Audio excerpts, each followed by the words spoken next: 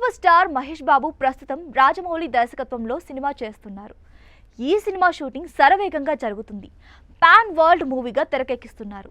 ఈ సినిమాలో చాలా మంది స్టార్స్ నటిస్తున్నారు. SSMB29 అనే వర్కింగ్ టైటిల్తో తెరకెక్కుతుంది. సూపర్ స్టార్ కృష్ణ ఫ్యామిలీ నుంచి మహేష్ బాబుతో పాటు ఆయన పెద్ద కొడుకు రమేష్ బాబు కూడా ఎంట్రీ ఇచ్చిన విషయం తెలిసిందే. రమేష్ బాబు హీరోగా చాలా సినిమాల్లో నటించారు. అల్లూరి సీతారామరాజు సినిమాలో బాల నటుడిగా సినీ రంగంలోకి అడుగుపెట్టారయ్యన. అయితే ఆ తర్వాత సామ్రాట్ సినిమాతో హీరోగా పరిచయమయ్యారు.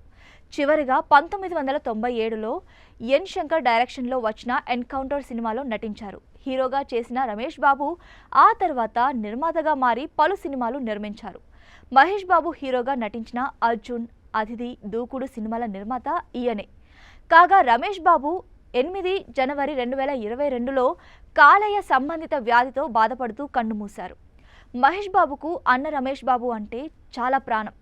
చాలా సందర్భాల్లో కూడా ఈ విషయాన్ని చెప్పారు.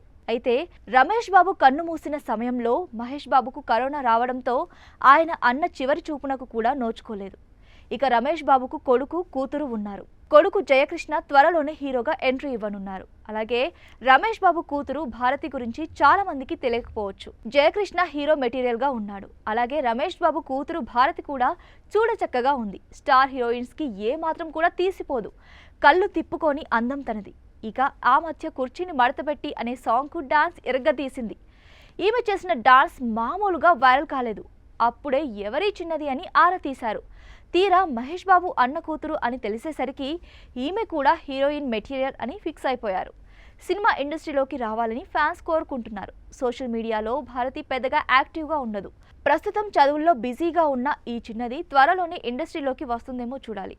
అచ్చం హీరోయిన్లా ఉన్న భారతి సంబంధించిన ఫోటోలు, వీడియోలు సోషల్ మీడియాలో వైరల్ అవుతున్నాయి.